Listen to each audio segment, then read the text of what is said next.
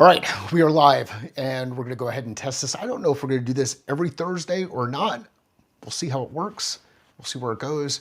And I'm also working on a couple of different ways to kind of trigger the learning effect, which might be, hey, let's start with wiping this slate clean. And I guess you have to be watching this in order to see the wipe the slate clean. But anytime that you see something on the whiteboard, typically it is new. It's because I either had a conversation with someone or was working through something with someone. And the cool thing about whiteboards is you can use them to record information. You can use them to build together. And if you build the wrong thing or record the wrong information, you can always go back and erase it. So let's have a little bit of fun today. Give me a lever long enough and a fulcrum on which to place it, and I shall move the world. A lever long enough and a fulcrum on which to place it, and I shall move the world. That's an Archimedes quote. And one of the challenges we run into as leaders, whether you're a new leader or a long-standing leader, is you feel like you have to be Superman or Supergirl or Superwoman or super whatever. You feel like you've got to be super. You've got to be somebody completely different than yourself. And I'm going to challenge you and say you don't. Leadership starts with self. It is a mindset. It's an attitude. It's a belief. Leadership starts with self. And you don't need to be a superhero in order to be an amazing leader. Now, once you build as an amazing leader, excuse the notes, once you build skills as an amazing leader, then you can use tools like the lever to create leverage. The challenge is knowing where do you need to place the tools? Where's that fulcrum? Do you have a place to place the tools? How do you do this in the context of time and space and people? So we're going to go to the whiteboard a couple of different times today in the context of this. I've got a couple of different markers. So when it comes to tools, tools can be used to create leverage. However, you need to apply those tools in the right place at the right time in the right context in order to create that leverage. When you do that, you can absolutely move the world, you can move organizations, you can move people, and you can do what my definition of leadership is. You can move forward, whether moving forward in the context of self as an individual, moving forward in the context of your family, the people who are close to you or important to you, or your business, how you make money. And it doesn't matter how you make money. You could do that inside an organization. You could do that on your own. You can run your own practice. There's a number of different ways to do it, but that's the work. So how do you lead in the context of work, family, community, people important to you, and self? Well, let's talk about a couple of different things. And actually, I think before I get into it, given that this is a live podcast, I should provide a little bit of context. If you have not been watching the videos on LinkedIn, take a look at those. Built up the series over the course of this week around the idea of the beginning with the end in mind from a leadership perspective, which is leaders who think critically and think creatively.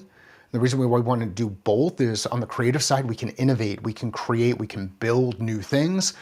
On the critical side, we can make effective decisions, we can solve problems, we can work through specific challenges, make decisions, and keep moving forward. So critical thinking and creative thinking. Working backwards, there were a couple of skills.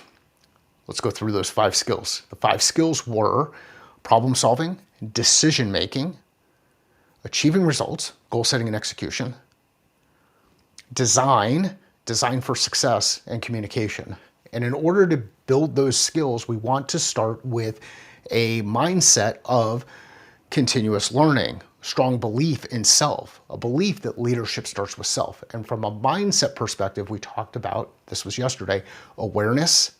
What do we know? What are we doing? How self-aware are we? What's our level of self-awareness? Self-confidence. Do we trust the ability to do the work that we know needs to happen? Do we trust our capabilities? What's our level of self-awareness, self-confidence, and the final one was self-worth. How much value do we put behind our capabilities? Again, you can go through and look at the leadership wheel, and we'll break all of that stuff down. There's a couple of different ways to visualize it. This is going to be both Well, it's a podcast, so it's going to be audio and video. So here's one audio. How about the click of that whiteboard marker? I want to share a couple of tools. And one of the tools that we can use to create leverage to help improve decision making is a 2x2. And most of you know this 2x2 in the context of the Eisenhower matrix, which Covey reintroduced to us. And every once in a while I screw this thing up, and whether it's a lack of focus or a lack of attention to detail, I don't know what it is, but ultimately the tool itself will function the same even if you make a mistake in how it works. Let's talk about importance. So is it important? Yes or no? So important, yes or no? So let's go no and yes. So this is our scale of importance. And then the next thing we want to do is know urgency. And I already made the mistake. Okay, now we want to know urgency. Is it not urgent or is it urgent? If it's urgent and important, it falls into this category, both urgent and important. And Eisenhower would say, if you have things that fall into that category, the decision that you make quickly is that you go and you do it. You do it. Urgent and important. If, on the other side, it is important but not urgent, you make a decision. Do you hold off? If it is not urgent and it's not important, you eliminate it. And if it is not important but also urgent, you end up delegating it. Okay, so that's how Eisenhower used that matrix to make decisions around time management. I'm going to show you a different way that I like to use a 2x2. And here's a specific one that I've created around energy and impact. Again, cool thing about using a whiteboard, we get to build this thing together. Heck, let's erase the whole thing. So on one axis, what I want to know is energy. Energy is very important to me. I do not want to do things that suck the life out of me. So let's do negative energy, suck the life out of me. Positive energy builds me up. So that's energy, okay? If I make a decision primarily based on does it build me up, I could just keep doing a lot of things, but not necessarily make the impact I want. So the next axis I want to know is impact. Low impact, high impact. I want to do things that build me up, give me energy, and have a high impact. Impact, I think of that in the context of change. Think about it on a football field. You make an impact with somebody, you change their direction, you change their momentum, you change the way that they're going. So let's look at doing work that is both high energy and high impact. So this is my ideal state. This is where I want to spend the majority of my time. And over time, over my career, what I've worked to do is continue to eliminate the things that are both low impact and high impact that suck the life out of me. Now, how do I eliminate things that are high impact that suck the life out of me? What I do is I find partners who happen to get energy out of some of those things. There are some people, as crazy as it sounds, there are some people who love to live in spreadsheets. There are some people who love to organize things. There are some people who love to spend endless hours in meeting. I am not one of those people. I can do a lot of really cool things with spreadsheets and data and move some data around, but it's not what builds me up. It's not what fires me up. So if I can find a partner who gets a lot of energy out of things like that, then we can work together and deliver high value to organizations that we work with, companies that we work with. We can, the way that I like to describe it is avoid the chasm of death, not get ourselves into a situation where if we were to plot this, so call this high impact, high energy, call this high impact, call this low impact, high energy. What we want to do is avoid this area down here, which is the low energy side of the wave. And if we find people who can do those things, then this can create an instance where now we can really work together and create kind of a super team. If you remember, like, Wonder Twins activate to form of whatever, this is where you find your Wonder Twin and create some of that stuff. So look for people who get energy out of some of the things that suck the life out of you, especially the high impact ones, and then figure out a way to partner with them. My point, a 2x2 like this can be used to create leverage and build strength like Superman when it comes to decision making.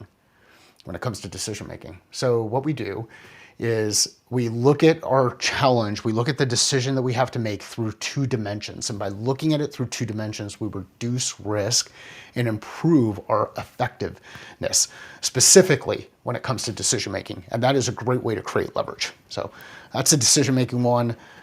I have not been paying attention to the chat, so we'll take a look at that and see if there's any chat that's on here. Okay, again, we're live on LinkedIn, we're live on YouTube, we're doing that both through the Catalyst channels. This will be cross posted or reposted on the Find My Catalyst podcast, where ideally you can find your catalyst on the Find My Catalyst podcast. All right, let's take a look at another tool. So we talked about decision making. There's one tool that we can use for decision making. What about communication? How do we improve at communication? How do we build the strength of being a better communicator? Well, there's a couple of tools that we can use when it comes to communication. We can use our eyes, right? I can observe what's happening from a nonverbal perspective in any environment that I'm in if I take the time to watch. I can listen. I can hear the words that are coming back, the questions that are coming back, the sighs, the whatever they are, if I take the time to listen.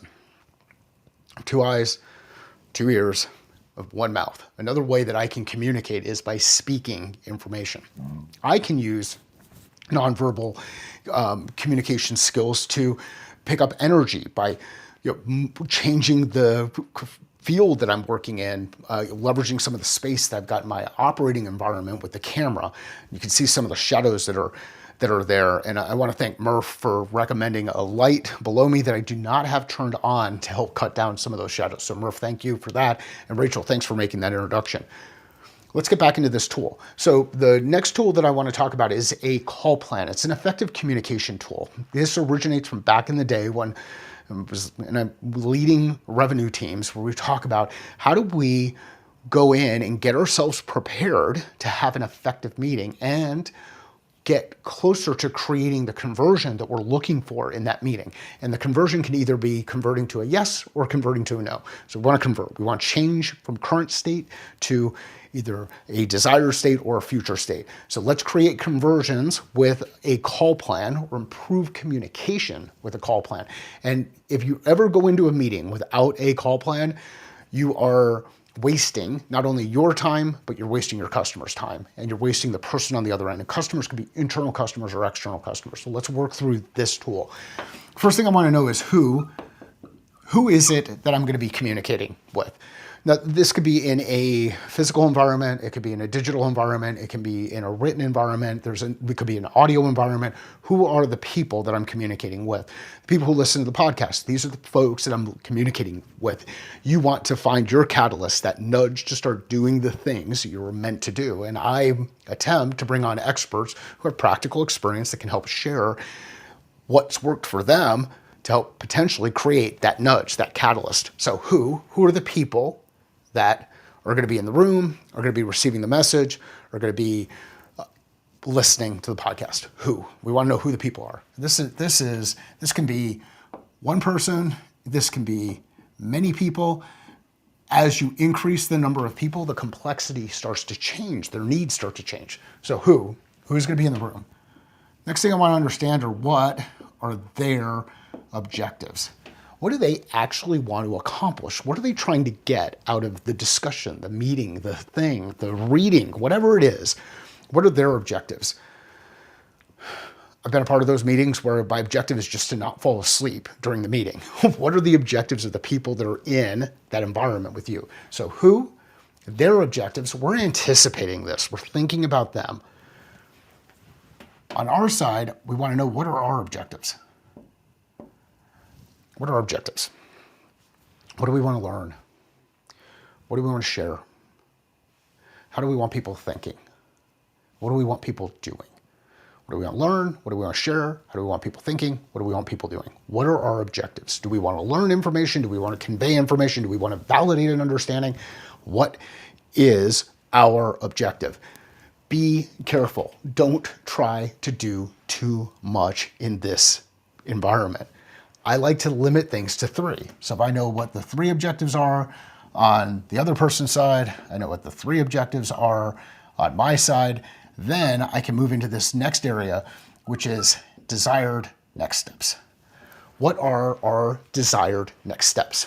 So from a conversion standpoint, if the desired next step is that the person on the other end introduces you to somebody else inside their organization, that is a next step that you can list out before you go into the meeting. If the desired next step is that people do more of the work that you're looking for them to do inside the CRM, fill out fields, understand, do the work that you expect, then that can be one of your next steps. But what are our 3, and I like to use 3 desired next steps. Now, the other thing I like to do from an accountability standpoint is I like to own 2 of those 3 and have the person who's participating own 1 of those. Because I can use the desired next steps to help with some kind of accountability on that side and kind of move things along. So I'm not checking in or following up on certain things. I'm sharing information, reminding them about it. If I go into a meeting, I go into a call, I go to an event, I send an email, I should know who it's going to. I should anticipate what their objectives are as the recipient of the information. I should know what my objectives are, and I need to know what my desired next steps are. And if I know those 4 things, I can design for success. So a tool like this can help you improve at communication, both in the home, in the workplace, and even inside your head. Now, the interesting part about their objectives versus our objectives, you might be playing with a little bit of schizophrenia on both sides of yourself. But anyhow, we all have those internal voices that we kind of work through. What is the internal voice that's getting in the way of you hitting your desired next step for the internal communication? And that is a much deeper conversation than what we can get into on a Thursday morning live podcast. I am not seeing much in the chat. We'll see if we can do this thing I'm going to shoot for 9:15 Eastern every week. 7:15 my time, 6:15 for those of you who are on the West Coast, and do a recorded session like this. I'd love to get some questions from you, things you'd like to hear me address. Again, leadership starts with self. If you're looking for leadership, start with a mirror. If you're looking for leadership, start with a mirror. Stop wasting your time looking for other people to lead you well, either inside your organization, inside your family. Stop wasting time looking for some magic thing that's out there. Take ownership of yourself. Take control of the situation. Build up your own personal leadership capabilities, and you will be surprised by the leaders that will congregate around you. Leadership starts with self. If you're looking for leadership, start with a mirror. The leadership starts with self thing is not new. There are a lot of people talking about it. It's a Stoic philosophy. You get into the controllables, right? Leadership starts with self. Let's focus on the self. Then we've earned the right to work with another person. We demonstrate that well, we earn the right to work with teams. We demonstrate that well, we earn the right to work with teams of teams, and we're leading organizations. Leadership is an act of service. Leadership starts with self. Leadership is an act of service. The mindset or attitude belief around leadership starting with self is really important, because that will put you in a position where you feel comfortable taking on new skills, learning new skills. My recommendation on those 5 skills, remember we talked about it, it's problem solving, decision making, goal setting and execution, design, and communication. We went through 2 tools to help you get better at communication. That's this tool. Decision making, the 2x2. You know what? gonna have a little bit of fun. I'm gonna roll out one more tool, share one more tool. This is probably gonna be a little bit too much, but I've got a little extra time this morning. Let's talk about how we achieve results. How do we achieve results? So let's figure out first, number one, what is the actual goal? Do we know the goal? If you do not know the goal, it is going to be really, really hard for you to build out strategy and tactics to help achieve the goal. So the first thing I want to understand is, do I know the goal? What is the objective? This does not have to be big. In fact, I would recommend that you make it small. Do I know the goal? Let's start first with a small goal, because once we demonstrate the ability to apply this tool in that context, then we can actually figure out how do we apply the tool into larger context. So what is the goal? Number one, what's the goal? Number two, how can we achieve the goal? This gets into strategy.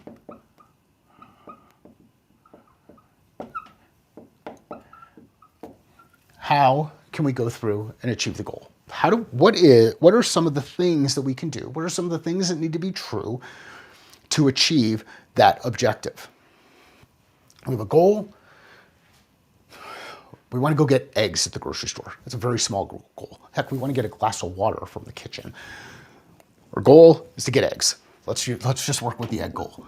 So if our goal is to go get eggs, again, super, super simple goal, something that we can execute on, and probably not one where you have to build out strategy and tactics, but let me use this to make the point. In order to get eggs, one thing we have to do is know where. Like, where are we going to get them? Okay. The next thing we're going to need to know is how. How are we going to get there? And then the third thing we need to know is when. What's the timing? Okay. If I know where the eggs are, how we're going to get there, when, then I can increase the likelihood of success when it comes to achieving my egg goal. Well, behind this, then we need to go ahead and lay out our tactics. Now, I like to use, again, rule of three kind of thing.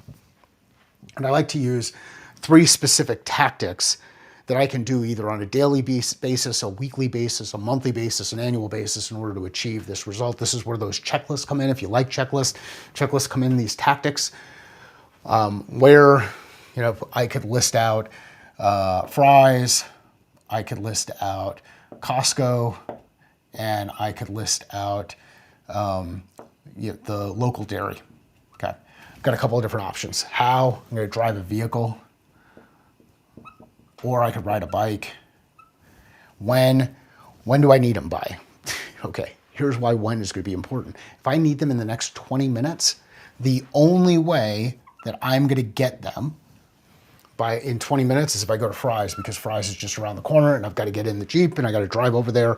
And in order to do that, from a execution perspective, I've got to go out, turn the Jeep on, back out of the driveway, drive down the street, go to Fry's, pick up the eggs, pay for the eggs, and bring them home. If I need to get them in 20 days, now I have a little bit more flexibility. I might be able to identify a dairy because that's the place that I want to go. Ultimately, what I'm looking at here are goals, actions, strategy, metrics, work that I can hold myself accountable to, and then ultimately the work accountable to working. And this is your game plan. So anytime that you hear me talk about game plan, goal setting and execution through clarity and focus, this is the game plan tool. This is a bit more complex than a 2x2. It is a bit more complex than the communication tool. This is the tool that we can use to gain alignment around strategy and tactics to drive or move forward to execution. If inside your organization, let's just say inside your company, you're struggling with this, number one, I would figure out, does everybody understand the goal? Like, can they all say it out loud? Does everybody understand the goal? If they don't understand the goal, start there. Once you get to the point where everybody's aligned on the goal, then work through, hey, what are some, how might we achieve the goal? What are some of the strategies that we can put in place? And then start to build out your tactics that align with each of those strategies. Too often, what people do is they start with the goal, and then they're like, well, you got to go and start doing the work. They go right from work into the goal, and they end up doing a bunch of little things, but not making the kind of progress that they really intended to make when it comes to this kind of stuff. The story to kind of think about in this context is how do you eat an elephant? Well, one bite at a time. Never eaten an elephant, but you know that that's a story that's out there, right? So how do you eat an elephant? One bite at a time. How do you climb up a hill? The journey of 10,000 steps starts with one. We do these things at one bite at a time. If you get yourself into a situation where you're taking one step in this direction and one step in another direction and one step in another direction, you find yourself moving around in circles. If you take a bite out of multiple elephants, you just get a lot of irritated elephants. One bite at a time. Let's make sure our work aligns directly with our strategy, that aligns directly with our goal, and we will improve execution inside our businesses and for self. 3 tools, just about 25 minutes as a live version of the podcast. Those tools will help you create leverage. Give me a lever long enough and a fulcrum for which to place it, and I can move the world. An Archimedes quote. Use these tools as your lever. Know where to place it based on your skills and your understanding, your self-awareness, your self-confidence, your self-worth, and you will start moving the world and be the leader that you can be. If you are looking for leadership, start with a mirror. If you are looking for help on this stuff in your organization, give me a call. I've got 2 different ways that you can work with me on this and work with us. Ms. Jen has gotten more involved in the business. Number 1, for individuals, check out the Leader Lab. We're building a community of leaders who know that leadership starts with self and that we build leadership capabilities by helping build other leaders. So it starts with self, we build other leaders, and inside the laboratory environment, we get a chance to test, iterate, figure out what works for us, because the thing that works for me may not necessarily work for you, and the thing that works for somebody else may not necessarily work for me. So we test in that environment, in an environment where we can communicate directly with each other, and that is the intention behind the Leader Lab. Build a community of the next generation of leaders, both people who have a significant amount of experience and those who maybe have a little bit less experience. But we're going to build leadership capability inside the Leader Lab by testing and iterating. The second place that you can work with me is guided whiteboard discussion. So if you miss the days where you were able to pop open a whiteboard marker, get up there and start drawing out some things, work as a team, I've created an environment where I can do this with you and your team. A team of up to 10 people for up to 90 minutes to either solve a problem, align on strategy and tactics, or design for a specific experience or specific outcome. So design, problem solving, execution. Those are the 3 challenges that I can help you solve for in a collaborative meeting environment, leveraging the whiteboard, this camera, the audio, and some markers, and ultimately the business acumen that I've gained over time working across a number of organizations. I don't know the information that's in your head. I do know the questions to get it out of your head and up on the board. And when we get it up out on the board, when we find out that the team is aligned. So 2 ways to work with me. Number 1, guided whiteboard sessions. Number 2, the Leader Lab for individuals, and the guided whiteboard sessions for teams. If you know somebody who would benefit from this podcast, get something out of the tools that were discussed, the perspective around leadership starts with self, the building both the mindset and the skill set, and then leveraging tool set to think different so that you can do different. Please share this episode with them. The shares help. The comments help. Sales is a thinking process. Business is a thinking process. Life is a thinking process. How are you thinking different about your process? Thank you.